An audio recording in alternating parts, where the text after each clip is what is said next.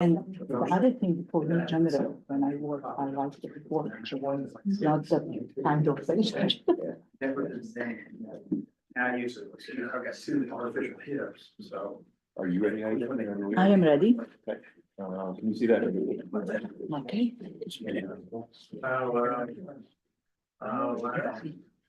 Ready? Are you ready? Okay. Hello, everybody. Good afternoon. Great to see you all. Welcome to the Transportation Technical Coordination Committee at KIPTA. Today is May 14th, 1 p.m. And we will start with the roll call. Thank you very much. Thanks. Bullitt County, Here. City of Charlestown. Cliff online. Cliff's the new rep for Charlestown. Cliff, thank you for joining us. Be here. City of Jeffersontown. Here. City of Jeffersonville. City of Mount Washington. See Mayor Owen's name on there. Hi, Mayor. Can you hear us? City of New Albany. Oh, hi. Hello, sorry. Like similarly, we see Larry's name. Hi, Larry. City of Shepherdsville. City of St. Matthews. Here. Clark County.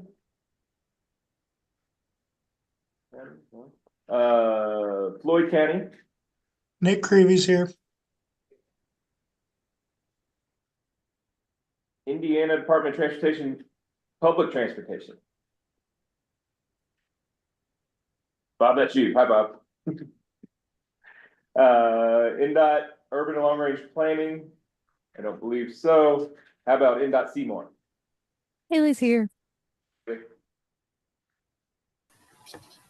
Kentucky DAQ. KYTC Central Office. KYTC District 5.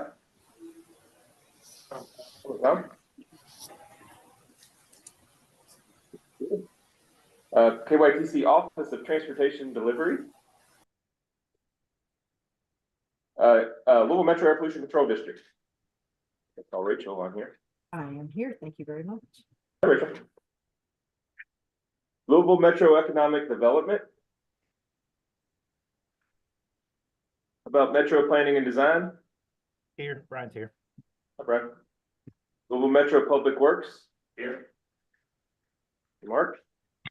Louisville Regional Airport Authority. Daryl Watson was at a conference this week, so he let us know yesterday he was going to be here. Louisville Riverport Authority. Oldham County. Jim Sullivan. Oldham County Planning Commission. In a barge. Port of Indiana.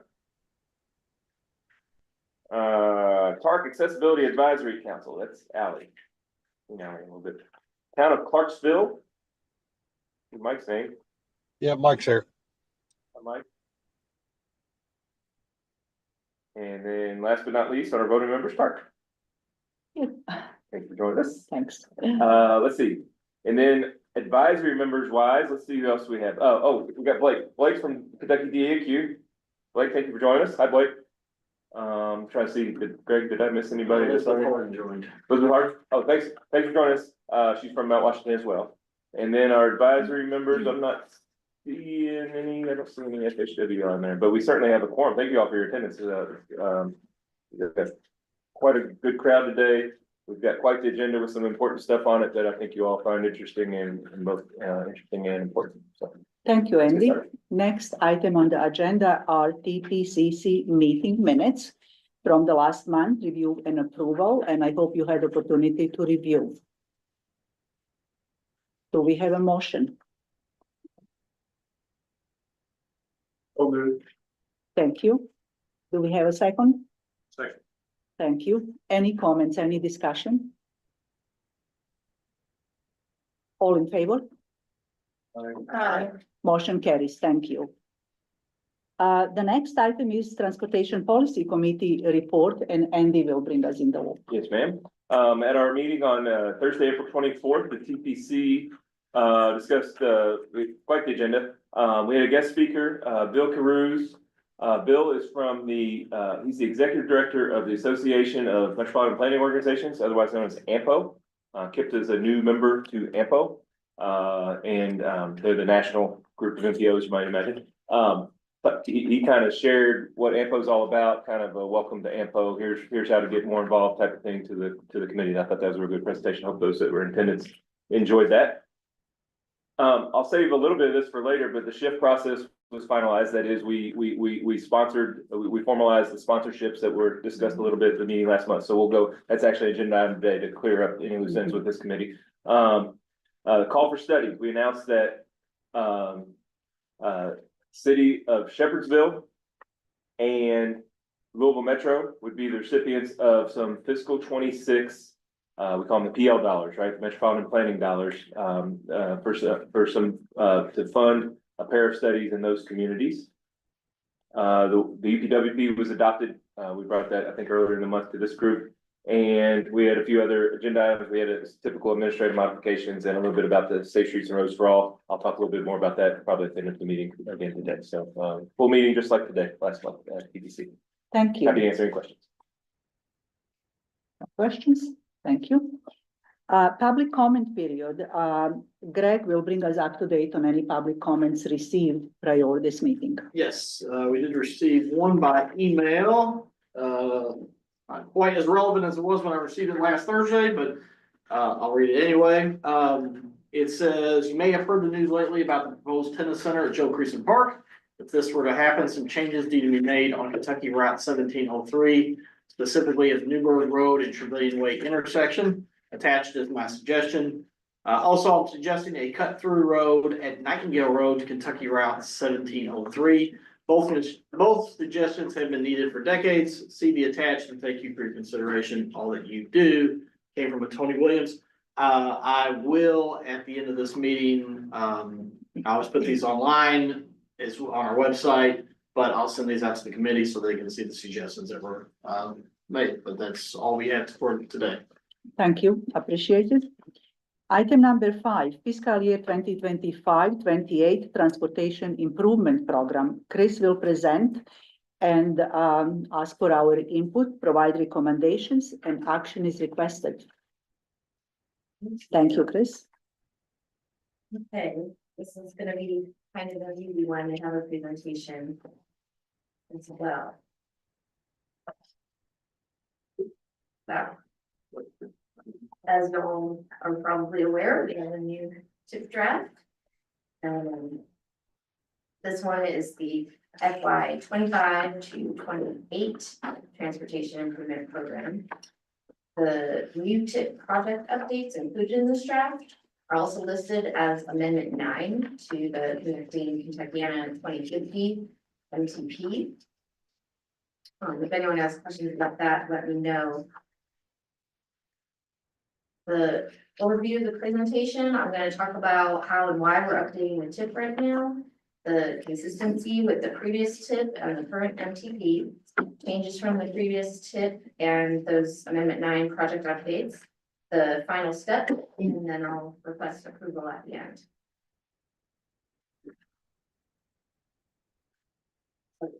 The IIJA, the Infrastructure Improvement and Jobs Act, requires MPOs to update TIPs at least every 4 years. And TIP transitions can be a bit tricky to execute. So again, if anyone has questions for the end, please let me know, because this was a little bit tricky. In this case, the new TIP will be a subset to the current MTP, just like the current TIP is a subset to the current MTP. Once all projects are consistent with the MTP and the TIP remains fiscally constrained. Current TIP projects with the FY 25 to 28 phases automatically were carried over into the new TIP draft. And then changes to the existing projects or new projects that we added are referenced as that Amendment 9 to the MTP. And it's important to note that all those Amendment 9 projects, they went through the standard KIPTA amendment process at this point. After we receive federal approval, the new TIP is going to replace the current TIP And then KYTC and NDOT will be notified to make the STIP updates accordingly.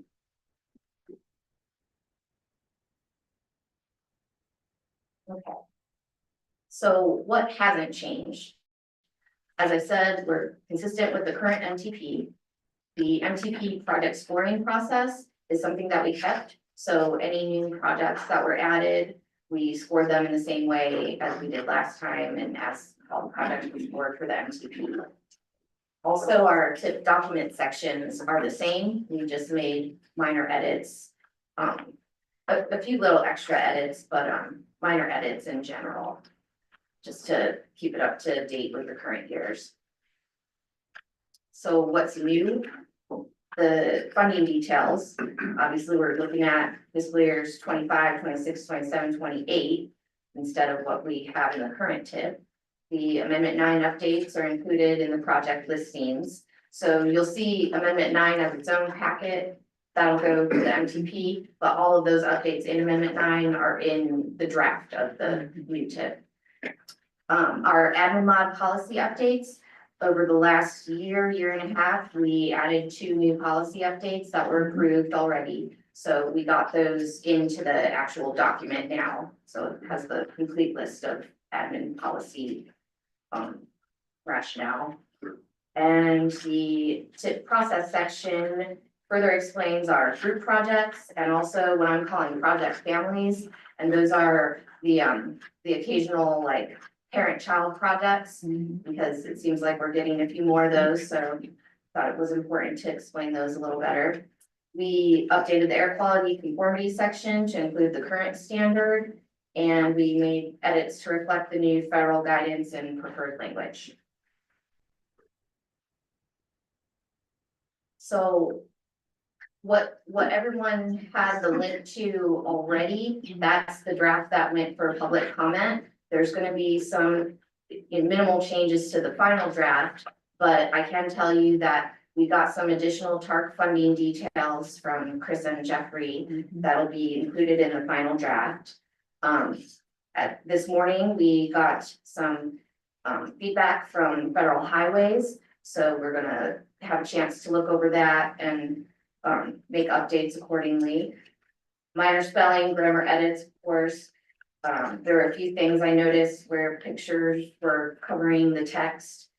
I gonna fix those, and also a disconnected text on page 35. If anyone else noticed that, I got it.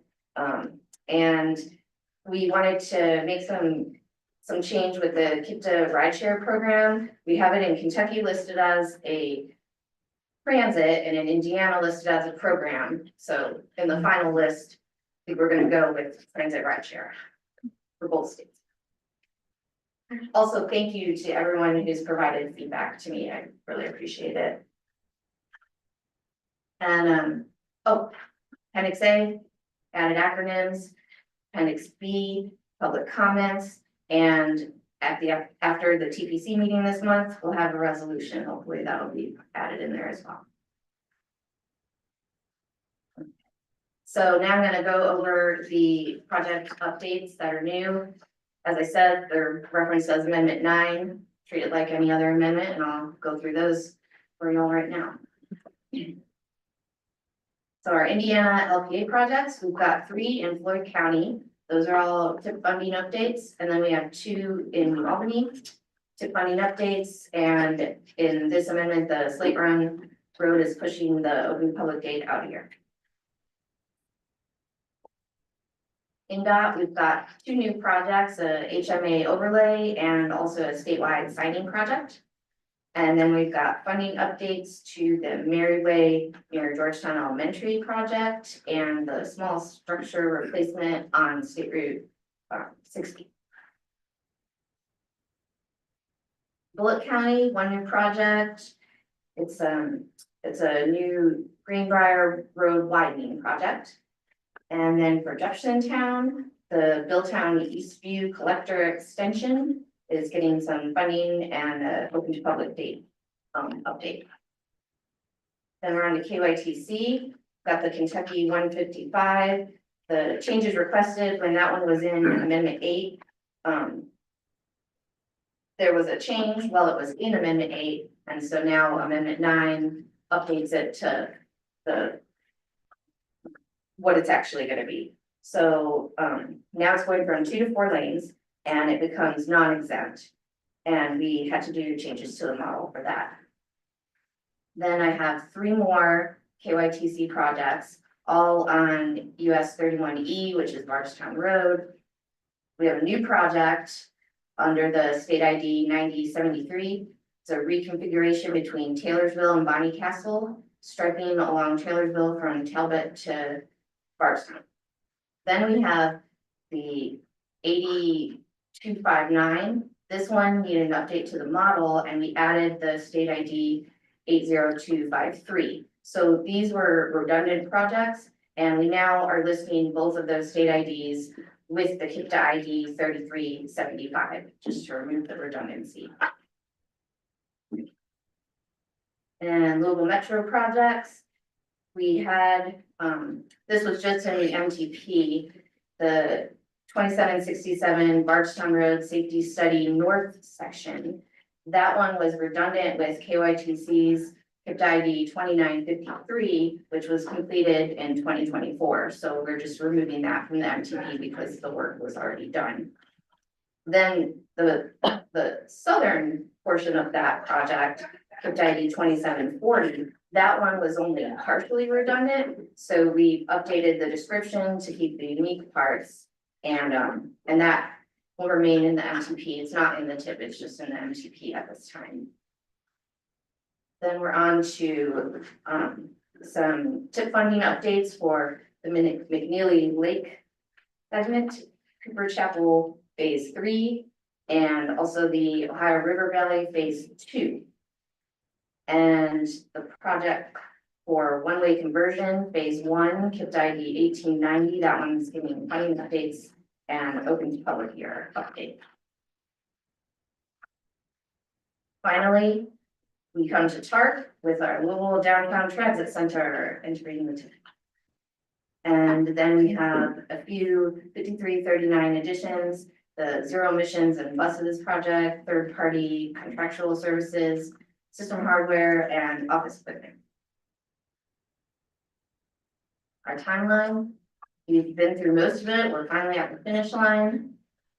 May 14th, that is today. That's where I'm looking for your recommendation. All we have after that will be the TPC approval, and then we'll send it out for the federal approval. Thank you, Chris. All great information, good projects. Any comments or questions for Chris? Okay, do we have a motion, the recommendations for approval of the proposed TIP amendment? Thank you. Thank you.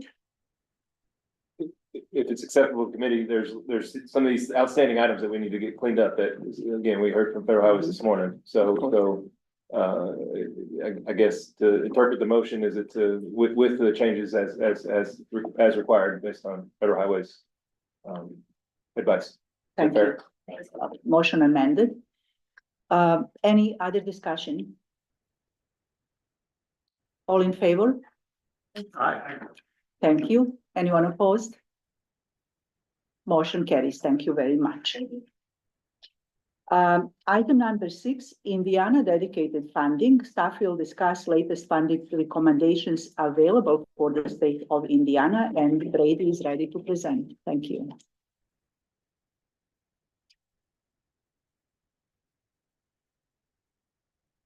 We've had a lot of movement in our Indiana dedicated funding projects since April, since the beginning of April.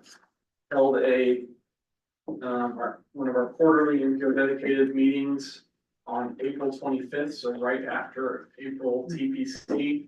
In that meeting, we discussed end of the year fiscal 25, where we were at in terms of project phases, whether it's going to hit deadlines or how that's going to work for the projects that need to move to the next fiscal year. What are needs for fiscal year 26 in terms of cost increase requests, as well as a funding swap proposal with Campo, which I will discuss with you more in this presentation. That's the Columbus, Indiana NPO. We had a proposal that's very similar to the MACOG funding swap proposal that we executed a couple of months ago to get additional funding in fiscal year 27 and 29 in exchange for fiscal year 25 funding. This is a similar situation with different funding amounts. So I'll talk about that in a minute. Post that meeting on the 25th, we also held an emergency virtual meeting with the same representatives as a follow-up, essentially focused specifically on this Campo discussion and how other project phases needed to shift around and money needed to shift around in order to make this proposal something that's feasible to keep our tip fiscally constrained. I'll talk to you about the details of all these changes that went on in these meetings. So these are the fiscal year 25 to 26 phase adjustments.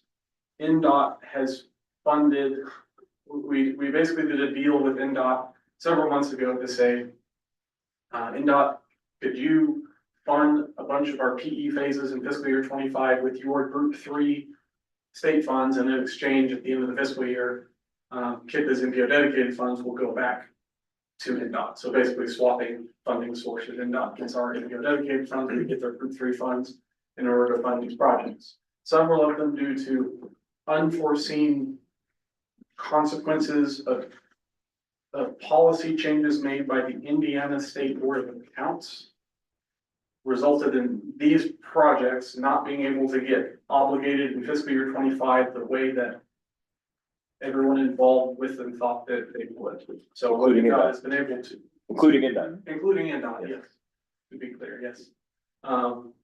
But they have been gracious enough to say, okay, well, we'll go ahead, since these are our state funds and not NPO dedicated funds, remember NPO dedicated funds in Indiana cannot shift year to year. These state funds can, so all of these projects and their associated funding amounts are shifting from fiscal year 25 to 26. And so it basically just pushes their timeline back a couple of months before they can start their PE and planning phases as appropriate for these projects. The only one on here that's not a PE or planning phase is the very bottom one. Bridge 51 is actually $158 for additional right-of-way funds. But all the rest of them are PE or planning phases for these projects. Fiscal year 26 needs. So these were the needs that were presented to KIPTA staff saying, hey, we need some more money in fiscal year 26 specifically. Bridge 51, KIPTA ID 1558 is a very important project to the region. They have construction letting scheduled right now for September, and their most recent cost estimate has stated that they need an additional around $2 million federal for construction. That's they're looking to get an updated estimate in the next couple of months, but that's where they're at currently. CR 311 and Sellersburg Improvements Project, KIPTA ID 3364. They could use some additional money for PE. Progress Way, KIPTA ID 3018, could use some additional right-of-way funding. Riverside Drive has a few things going on with that project where they may be in a position where they may need some additional right-of-way and construction funding. So that's a lot of funding that might be needed in fiscal year 26. KIPTA only has $1.1 million currently available in our program. That's a combination of our current funding allocation that's unprogrammed, plus some anticipated TIFIA redistribution funds that are redistributed as STBG funds. So that adds up to 1.1 million, but that obviously doesn't cover all the needs. So that leads us into this Campo discussion, this funding swap agreement I talked briefly about earlier. The agreement is Campo in the Columbus, Indiana MPO needs more money in fiscal years 27 and 28, and KIPTA needs more money in fiscal year 26. So the agreement is that KIPTA will provide $500,000 in fiscal year 27 and $840,000 in fiscal year 28 to Campo, and in return, Campo is going to give us a dollar for dollar match of $1 million $340,233 in fiscal year 26. And this money will be added to that $1.1 million number I just showed you on the previous page. That adds up to the $2,470,000 number you see in bullet point 2. All of this funding can then be put towards all of those fiscal year 26 needs, most notably the Bridge 51 construction phase for next year. This project, or this agreement has already been made and signed by Andy, our MPO director. The reason we had to make it earlier as opposed to, we would like to typically come to the TTCC and the PPC for this. Campo has a deadline of, was it May 12th, May 11th? I think it was 12th, yeah. Deadline, because they were facilitating their new tip and they have to have approvals, and this needs to be, in order for the trade to happen, it had to be before that time, so. And keep in mind, Columbus is a much smaller area than ours, and so that 1.3 million that's, I don't know what the translation is, but it's pretty darn close to their whole program, presumably, right? So they needed certainty. Yes. Yeah. Okay, and in order for this trade to work, because obviously we're taking money from 28 and 27 to get more in 26, we have to make some adjustments in our Indiana MPO dedicated programming, because we don't want to be too over programmed in 27 and 28 to an unreasonable level. We also have to make sure the tip is fiscally constrained. So that was what led to that virtual emergency meeting to decide, okay, well, what are alternatives for, if we're gonna accept this trade to fund what we need to fund now. And it involves these 4 projects here. CR 311, solid road improvement in Clark County, is shifting each of its existing program phases back, one each year. So they have a right-of-way phase that's going from 27 to 28, a separate right-of-way phase that's going from 28 to 29, and the utility phase going from 29 to 30. Baylor Wiseman Hilltop, they have a right-of-way phase going from 28 to 29, and then their currently programmed CE and CN in 2030 is going to drop out of our funding matrix for now. And they'll have an opportunity to recompete for those funds whenever it is that we could have our next call for projects when fiscal years 31 to maybe 32 are available or later on. Slate Run Road Phase 2. This project will have $260,000 of right-of-way funds removed. So they still will have over $1 million of right-of-way funds for fiscal year 28, and they also have over $400,000 for right-of-way funds in fiscal year 27. Once again, if funding becomes available, they still have an opportunity to request more as needed. And then the last one is Braybrook Lane Extension. This is shifting right-of-way from 28 to 30. And they have an $80,000 utility phase that's going to drop out of the matrix for MPO dedicated funding that they can recompete for at a later time. And they will also, we understand they also have needs for CE and CN that would be a later, that will likely be a later application for this project, assuming it proceeds. So all these changes are necessary in order to make enough room in fiscal 27, 28 to do the trade that we have executed. And all of these changes and the funding agreement has been agreed to or approved by consensus by the Indiana Quarterly Group that met on April 25th and the same group. That's a real important note, because that's signing off on this before it gets to TPC is something we didn't really want to do, but kind of needed to do. But we made a point at those meetings to get the consensus of each and every one of the Indiana LPAs. So the action today is to approve the Indiana MPO dedicated funding adjustments as presented, and 2, to ratify the agreement with Campo that was discussed. Thank you. Any discussion or any comments for Brady? Okay, hearing done, do we have a motion to approve as recommended Indiana funding and also ratifying the signed agreement? I'll make that motion.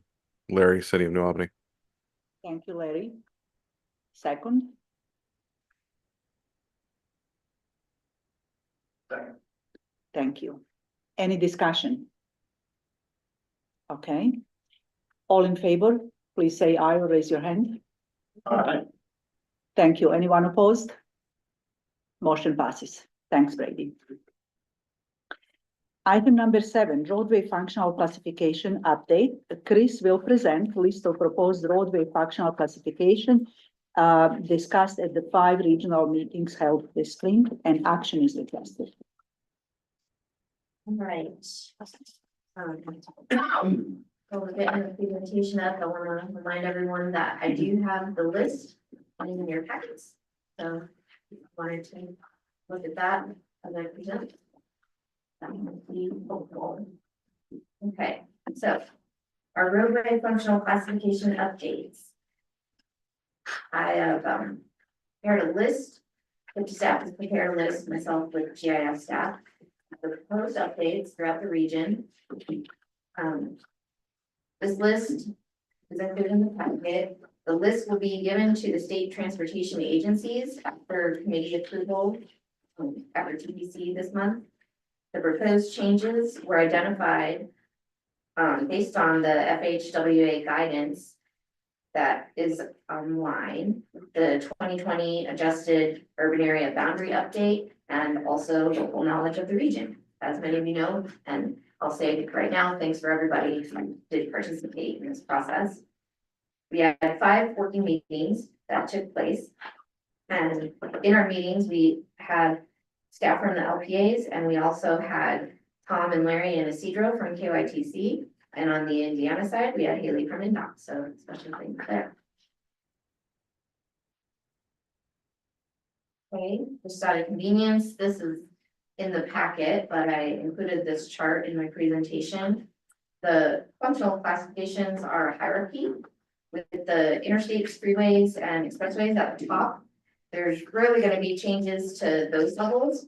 Our focus was on the functional classifications 3 through 7 predominantly, which is the arterials, collectors, and local roads.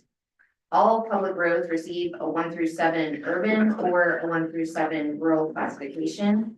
And it also is notable to mention that the classification system changed years ago. I don't remember how many years ago, but I know It was that post 2010 census, I want to say. post 2010. Yeah. Okay, so if some of you are looking at this and saying, hey, wait a minute, it's because it wasn't always the system. Okay, so some key considerations. Why are we doing this now? The 2020 census urban area boundary update signified the opportunity for the FHWA adjusted or smooth boundary update. And the UAB updates affect the urban and rural classification when the roads fall in or out of the urban area boundary. Since those updates must be conducted every 10 years, it's a good time to review the region for any other outdated or improperly classified roads. So that's what we did. Just an overview of some of the guidelines. Present day usage and needs are the focus. We were not including provisionary plans into this assessment. That's just how they like it done. Like to update once the projects actually have happened and been completed. Growth and development, since the last UAB update, that was something that we paid mind to. Arterials should avoid neighborhoods and serve traffic generators, and collectors are meant to move traffic between the arterials and the locals. Another thing to keep in mind, the parallel routes with the same functional classification are discouraged. Sometimes it makes sense to do that. An example would be if there is a toll bridge, you might have a functional classification the same in a parallel route, just because people are using either or, but typically it's discouraged to do parallel routes with the same. And use variety of supporting research materials. We used mileage and VMT, network connectivity, and also the current balance of the functional classifications. The process, it's important to note, can be really subjective. So we used everything we had and also just judgment and worked in a group. I included this slide. I didn't do all of them because that would be too much, but it's important to note the difference between urban and rural, the way that they're classified. So the example I chose was the major collectors. The way that you would look at a major collector in an urban area, its function is gonna be different than a major collector in a rural area. And so that was something to keep in mind. This guidance on the slide, this is straight from the FHWA 2023 Functional Classification Edition. So in urban areas, collectors mainly serve land access, traffic circulation. They could penetrate neighborhoods and dense areas to help distribute trips throughout the populated areas. But in rural areas, the main function is to provide connections to other cities and townships throughout the county. Okay, so I have some maps to show. They're gonna be a little bit tricky to look at. The main point is the list that I have in the packet, but to give you an overview, I wanted to include some maps. Okay.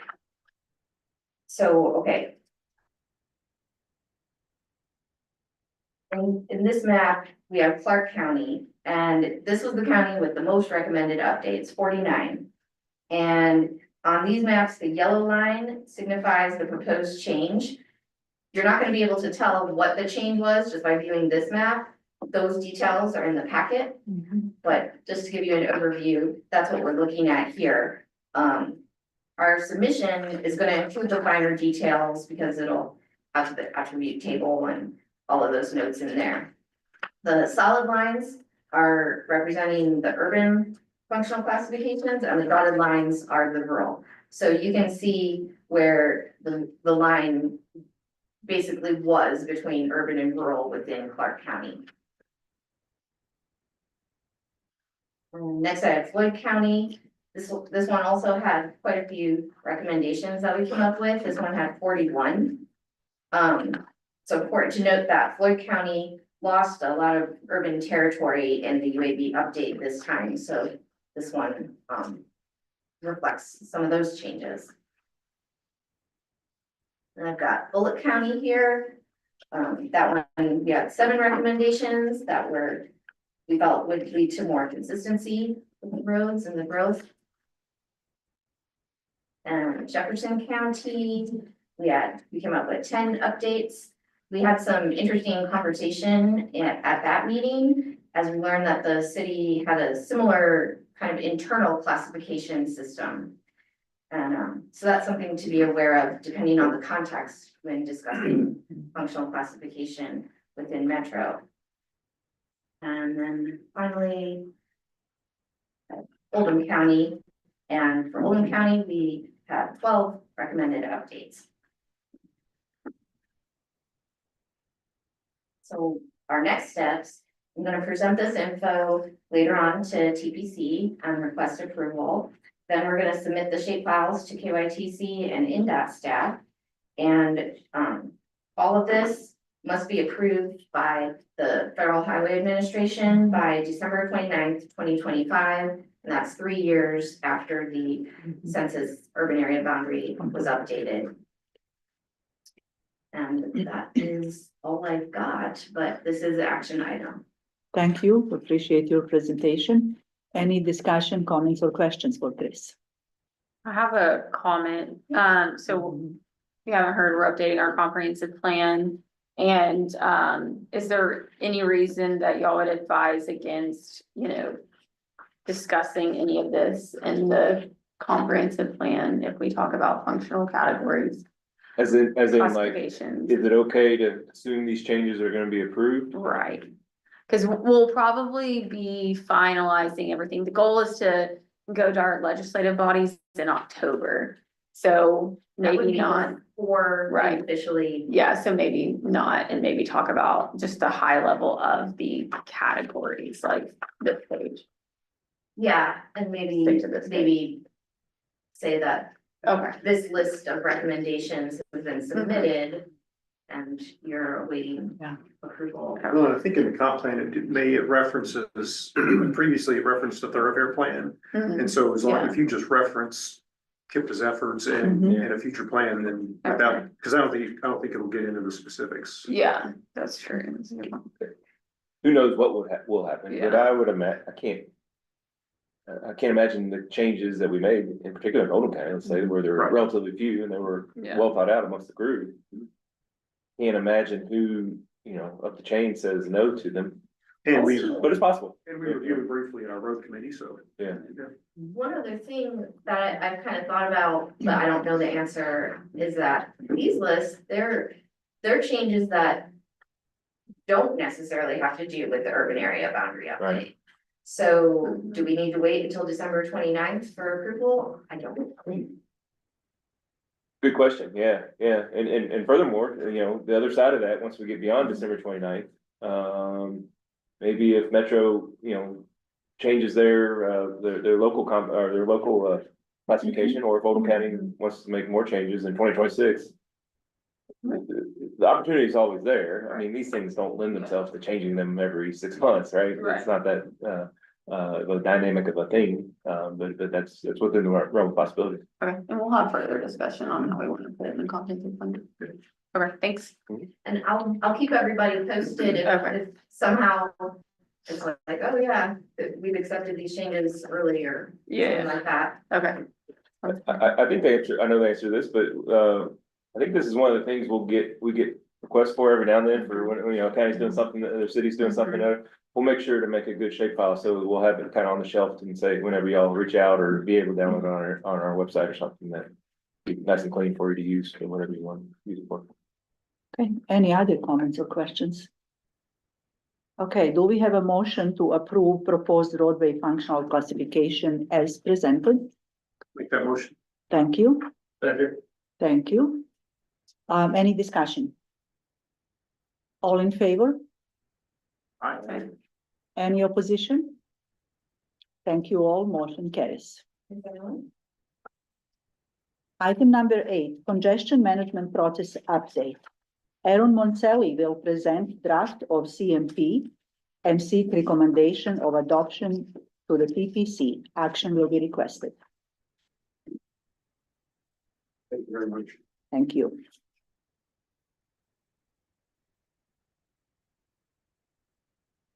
Good afternoon, everyone. I'm here to provide a brief update of the CMP draft documents. So you can follow the QR code in the memo or you can go to the website and the CMP page on the transportation.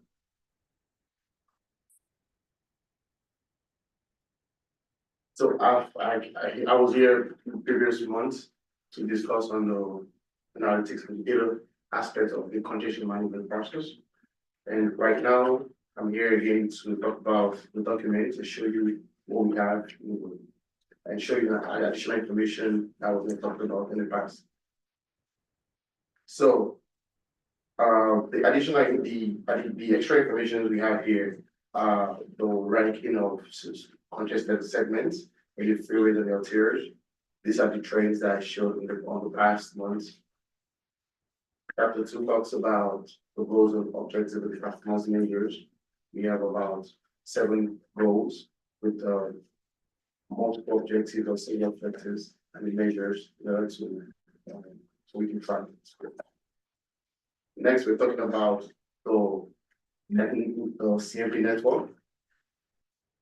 Over here, we have the bike lanes network. We have the dynamic message signs.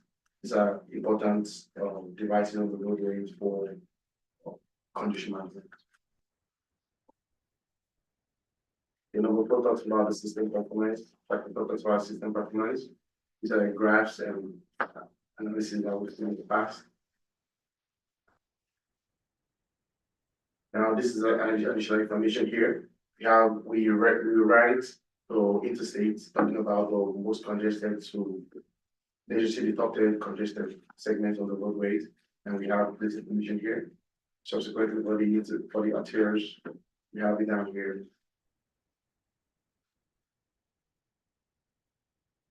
And moving forward, the CMP also outlines a range of congestion management strategies. The strategies are not all size fits all. They are intended to be tailored to local context, ensuring practical effects across our diverse communities. There's some strategies listed here. It talks about improving and expanding the bike and ped infrastructure. Also enhancing transit accessibility, promoting ride sharing options. That's including the every commute count helps to reduce the single occupancy vehicles. And finally, T's mode. So T's mode refers to strategies to maximize the efficiency, safety, and performance of transportation system. And yeah, finally the appendix. The appendix just talks about, but it shows the table that we discussed earlier in the past 3 months, and so many segments across in the region, talking about the travel times, peak AM congested rush hours, PM congested rush hours, and the average commute times in this period that we have in this document. So at this time, action is requested to recommend the CMP draft document to TPC platform. Thank you. Thank you. Comments, questions, discussion? There is a lot of data. I went through that and it's very interesting. I think we could go much deeper in almost every analysis you provided, and maybe we will when, at the point when we have projects that are in those areas and need evaluation. Yeah, I would, to add to that, I think it's part of the conversation we had a couple months ago. You know, moving forward, not just today, not just with the CFP adoption, potential adoption, if it's recommended and ultimately approved by the TPC, but this is the type of stuff we want feedback from you all on. What would be great to add to the comp plan in Oakland County? What, you know, could we do something in the KIPTA house that we would just, it would be just, you know, fit right into what y'all are doing? That'd be ideal use of it. Maybe it's I don't know if it's newsworthy or not, but maybe there's a top 10 list in Oakland County that y'all would love to see on there, or not see, perhaps even, before y'all get on the news or something like that. But in all seriousness, this is something that we want to grow on, and use the tools that we have at our disposal, use the knowledge that Maselli and other KIPTA staff have to make it something that's very, very useful going forward as y'all develop your maybe next MTP projects. I think that'd be the ideal use of this. That's kind of the timing of it, right? Remember, we're gonna adopt that here in about 2 years from now. This is a building block for certain. Absolutely. Congestion is why we are all here. That's right. To make it work. Thank you. Any other comments or discussion? You are providing a lot of this data, talking about this, Safe Streets for All gets incorporated into the comprehensive plan, I think, this year, so. I think we're probably as data rich as we've ever been with those 2 things alone. I think that's right. And back to our comprehensive plan, if I remember correctly, we're still collecting data with our survey. But I believe we did have a transportation related question, like let's rank these top 5 things. I think managing traffic was one of them, but you know, Oldham County traffic comparing to other places is probably not as bad. Yeah, all you gotta do is ask. I guarantee we'll try. And the only reason we'd say no is be like, we don't have any data that would answer your question, you know, and it, or we know it doesn't exist, right? As in, maybe we don't have it, then we'd go try to find it if we could. So we like it, or I'm gonna speak for Emerson a little bit here. Him and I like doing this kind of stuff. This is pretty interesting stuff. Okay. What's the timeline for this document? Draft now, approval today, Approval next week. next week, and it comes. Okay. Well, thank you. We have a motion to recommend to TPC to approve congestion management program as presented. So moved. Thank you, Anna. Do we have a second? Second. Thank you. Thank you. Any further discussion? All in favor? Any opposition? Motion carries. Thank you. Next item is call for project schedule, and staff will display the schedule of the upcoming call for projects. Brady is presenting.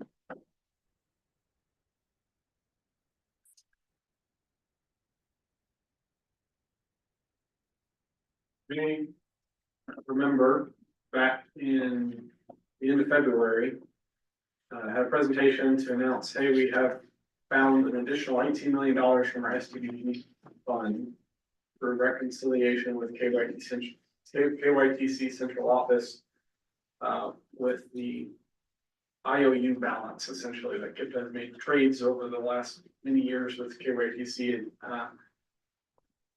STBG funds for a future IOU balance. And you're able to get to a determination of how much actually funds we have in our federal bucket of money and our KYTC IOU bucket of money.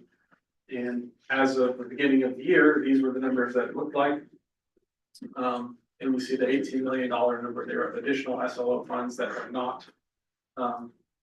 not made available in the most recent call for projects that ended a couple of months ago, with the intent to come back and have a kind of special call for projects this year. Typically, we do call for projects once every 2 years, but since this is such a large amount of money, there's no reason to wait around. Let's go ahead and put it towards projects if they need it.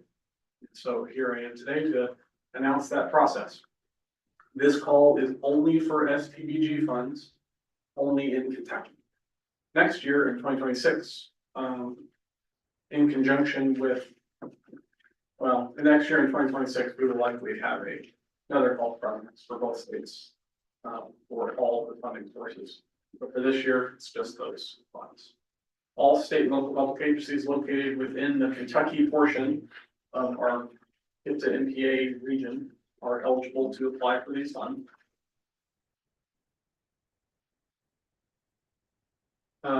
When we look at the STBG projected carryover balance as of today, this is what it looks like. You can see fiscal year 25, we have $28 million projected to carry over, and then 14, then we're almost even in 27, and then there's 13 and 25 by the end of 29. Keep in mind, these numbers are not how much is available in each fiscal year, it's how much is available at the end of each fiscal year, assuming all the projects that are currently programmed get obligated on schedule, which is unlikely. But so the number that's really important for this discussion is how much money are we going to be trying to program in the call for projects, and that number as of today is about $25 million that is going to be available for this call. That number also could fluctuate a little bit depending on how projects perform at the end of this fiscal year. There could be projects for whatever reason that get canceled and removed or whatever it may be. And if that happens, then that would open up even more money than what is projected today. Timeline for call projects. We're going to be sending out invitations for the TTCC and working group in June. The call for project application period will open on July 1st and run through the month of July. August 1st, close of business, will be the last day for this call for projects application period. The month of August will involve KIPTA staff reviewing applications, scoring the projects, and getting in the scoring and ranking information as appropriate to the TTCC working group members, who then have to score and rank. They have to rank the projects themselves as part of the process in preparation for the TTCC working group meetings, which are planned to occur in October. So in September, we're going to have a public comment period prior to the working group meetings, just like we did in this most recent call projects, to give the public an opportunity to give their opinions on what has been submitted and what should be programmed. And that will be another data point to consider for the working group. They will have one meeting in October. That may be enough. If it's not, then we'll have another meeting already scheduled a couple of weeks later to reach final conclusions for this call. Recommendations will then be prepared and presented to the TTCC in November, and then pending recommendations from the TTCC, then it will go to the TPC in November. Any of the changes that are admin mod eligible as a result of the call will take place in an admin mod right after TPC approval, and any of the changes that need to go through an amendment will go through that process. And we're anticipating a January TPC approval for any amendment related changes.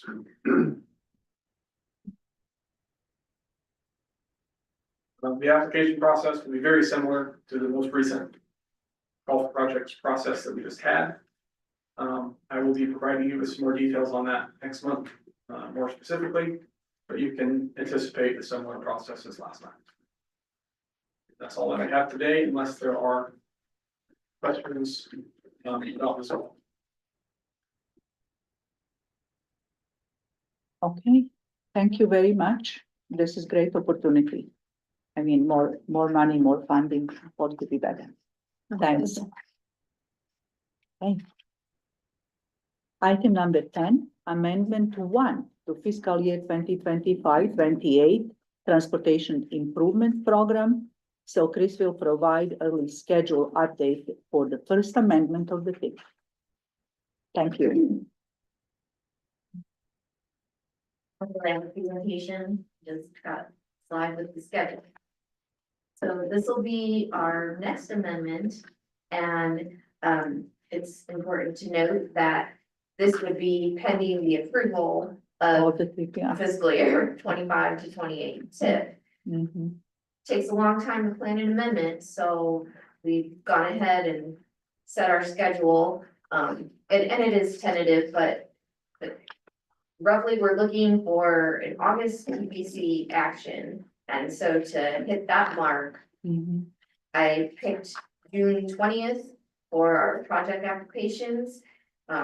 Any changes to projects, and this would be assuming your project is where it's at with the new TIP.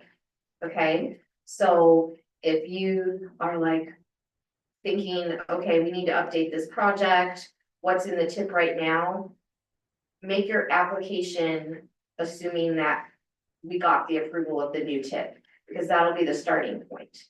So that is one thing to know, and of course, ask questions if you have questions with any of those applications. So June 20th would be our date for the applications. And I mentioned earlier how the TIP transitions can be tricky. This is gonna be tricky because we have amendment 9 now to the MTP. We won't have amendment 9 to the TIP because it is the TIP. So moving forward, we'll have amendment 1 to the TIP, which is the same thing as amendment 10 to the MTP. And the numbers will move forward in that way. Let's see, I'll send out an email reminder soon, just to let us know if you have project updates, and that's about all I have. I think at this time I have a couple in the hopper, and so we're planning for a full amendment, which we usually do. So it will certainly be a full amendment. Okay, well, thank you. Any questions for Chris? Thank you very much. Item number 11, shift update. Staff will discuss the projects that were presented for sponsorship at April's TPC meeting, and Andy is presenting. Yes, Spencer Williams is out of town today. He might have been doing that, Yeah. but I'll take one for the team and do this, present to you guys today. I don't have too much to present neither with Spencer, but we wanted to make sure to come full circle from our meeting last month. Last month, as you might recall, the sponsorship period was hot and heavy right around that time. We met with each county right around the time of last month's TPCC meeting, and got the information from KYTC also around that time. That is KYTC's sponsorships. And so by the time of the TPC meeting later in the month, we were able to not only say, here's the number of sponsorships by county, which is the only thing we were able to approve or recommend for approval last month at this committee meeting. But we were able to come up with the projects based on those meetings that we had in the lead up to that.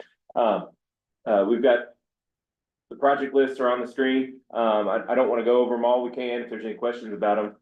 But these meet the ones in blue or purple, whatever color that is. Those are the ones that KYTC has chosen to sponsor. The ones in yellow are the ones that that KIPTA has chosen to sponsor. KIPTA TPC has chosen to sponsor, and by that we mean those were the projects selected in each of the 3 counties for sponsorship. Right? There's no change. There's no change after the local meeting to what the TPC ultimately approved at those local meetings. You all probably remember those that were there. We even had a couple backup options, and we didn't even have to go to backup options. It kind of worked out as expected. And so, be happy to answer any questions. There's a large number of projects. KIPTA had 49 sponsorships. So amongst the three counties, there's 49 yellow lines. Transportation Cabinet sponsored a similar number. And so, all of these projects will move on to the next phase, if you will. That is, those will get scored by the KYTC, shift scoring module, whatever you want to call it. We'll get that information back probably, I don't know, sometime this summer. And then we'll come back together with a working group, regional working group this time, not county by county, to choose or to work on choosing the 20 boosts. 20 projects get boosted by KIPTA. District 5 also has boosts to deploy throughout their District 5 region. So stay tuned on that. We will need to do that. We will need to solidify that at the August committee meeting. So that is to say that August TPC is when we plan to finish off the boost or to vote on the boost, and then presumably schedule permitting. We'll bring them to you guys at the TTCC to say, here's where we're at in mid-August, whatever date that might be. So happy to answer any questions on the shift process, and if there's some follow-up, we can do so after the meeting. But I think hopefully everybody had the projects they really wanted, because I think we were able to make sure everybody got pretty much what they wanted in this case. Thank you. Thank you. It looks like we have a question online. This is just Tanya Higdon just saying, Okay. Thank you for your involvement. She said at their meeting, she wishes everyone good luck. Thank you. Thank you, Tanya. Any other questions or comments? Okay, I guess we will learn more as we move forward. Yes, yeah, more to come this summer, for sure, Okay. for sure. The last item on the agenda is other business. Yes, a couple items. One was to recognize Tanya, because she got in right after the roll call, so we didn't even get to say hi. So Tanya's with Federal Highways Kentucky, for those that don't know Tanya. Couple things. Safe Streets and Roads for All update. Okay. Couple updates, several updates perhaps. KIPTA has our draft plans from our consultants. They delivered them this weekend, I want to say it was. They were ready on Friday, Saturday, Monday type of thing. We've got them all but one, and the one is Louisville Metro's. But remember, Louisville Metro's is unique. They already had an actionable action plan, and so there's some unique stuff. As in, it doesn't have the same template as the other 15 local plans. It has some different nitty gritty in there than the other local plans, and that's a good thing, not a bad thing. That one should be ready very soon, Mark. Probably the next few days. Okay. Important dates to know. June 26th. June 26th is the deadline to submit grant applications for this year's round of funding. The NOFO, those funding opportunities, was announced maybe about a month ago now. June 26th is the key date there. On that note, KIPTA staff met with our consultant team yesterday. I think it was yesterday, wasn't it, Mick? And what we want to do is host a meeting next week, May 20th. May 20th at 9 a.m. This is not an urgent meeting by any means.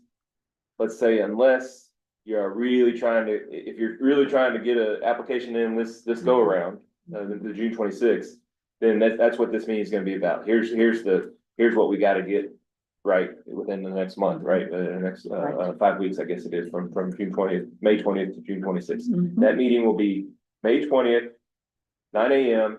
It's going to be a hybrid meeting since it's short notice for sure. It'll be in this room and it'll be on Zoom. Our consultants are sending that out. It may have come to you this afternoon. I was talking to them earlier, so be ready, be on the lookout for that. May 20th, 9 a.m. on Zoom in the Burke Room. If you're very interested in the opportunity of funding, and you can't be there on next Tuesday morning, I guess it is, just let one of us know, let myself or Mick know. And we'll go over all the same stuff with you one-on-one. We have to, okay? Just maybe the consultants won't be there. It'll be us, and you'll get us instead of the consultant team. Hope that's okay. Let's see. If another if you're a local agency that is going to, says, hey, I do want to put in for this go around. And you're gonna need KIPTA assistance, as in grant writing assistance. We need to know that real soon, okay? We're happy to help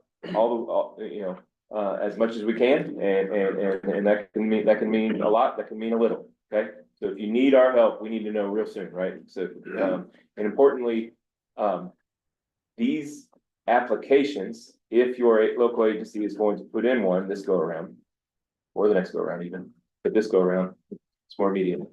They will only accept one per action plan. Remember, we've got 17 action plans, okay? It's 1 regional, 16 local. So I think all that really means is we need to make sure that your application says it's from J-Town, Mullen County or Bullitt County, and not that doesn't necessarily just show KIPTA's name. So that just means the county judge or the mayor would have to be sure to sign off on it. The meeting next week is going to be, hey, if you're for the urgent side of it, yes, let's talk about that. But it's also, what does this mean? How do you take this plan and go forth? Remember, it's not just fiscal 25 SS4A funding, it's fiscal 26 SS4A funding, maybe when there's local match is maybe more well established in your community to put it into your budget a year from now. There should be one more bite at the apple next year on the IIJA version of the SS4A. And probably just as importantly, through the call for projects that Brady was just talking about, nothing would make us happier as KIPTA staff if we couldn't fund a few projects that were identified in the SS4A program or action plan through that. Through consultation with KYTC's HSIP office, Highway Safety Improvement Program. They're ones that have always traditionally said, hey, Mr. Judge Executive or Mr. Judge Executive, here you want to do that safety project over there.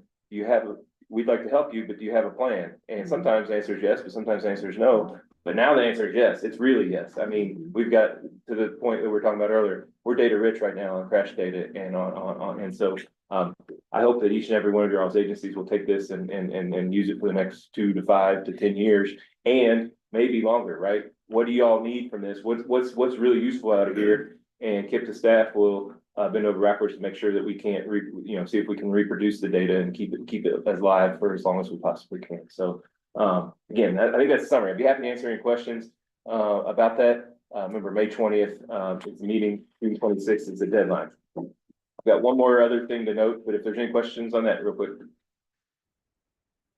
Okay, hearing none. I also want to put on your calendars or take off of your calendars, perhaps, in July.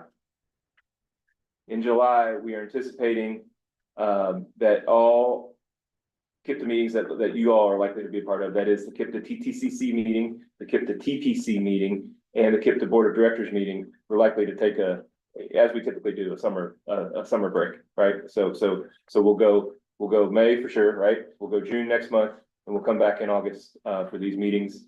August being a key one for SHIP, like we mentioned earlier. So if you want to note that on your calendar, more on that next month. We'll remind you next month without question. So, but the plan for no meeting in July. So, what are y'all going to do with your Wednesday afternoons? And I don't know. So that concludes my other business. Okay, thank you, much appreciated. Important information about this application. So I wonder if access to transit stops is applicable. And I think so. Yeah, we probably could look into that because this is important part of connectivity in the community and a lot of lacking sidewalks as opportunities to use transit. That's right, and the emphasis across the safety spectrum is on the VRUs, the vulnerable road users. Mm-hmm. And we were on a meeting yesterday or recently in Kentucky's now, I think unfortunately crossed the threshold where enough of the crashes or enough of the injuries or fatalities, I don't know what the criteria exactly is, but nonetheless, it's high enough to the bad that there are some requirements to spend a percentage of the safety funds on safety improving projects that enhance safety for vulnerable road users. Okay, Great, thank so, you. I don't know exactly what the percentage is, but nonetheless, I want that to be a part of all these all these applications need to be with, Exactly. with vulnerable road users in mind, any access for it, any safety Absolutely. project, I can't imagine one not. But that does need to remain Okay. our focus. Thank you, thank you. We will look into that for benefit of the transit users. Go. Any other comments? Yeah? Quick other comment while we have you. On May 8th, I sent an announcement that the next quarterly SQBG cost increase reserve application period is open. So that will be open through June 2nd. So if you have any fiscal year 25 phases that need additional SQBG funds, then now's the time to get your application in. The next application period will be in around August. Thank you, that's really important. Kentucky only. Yes. Yeah. Yes. Okay, thank you.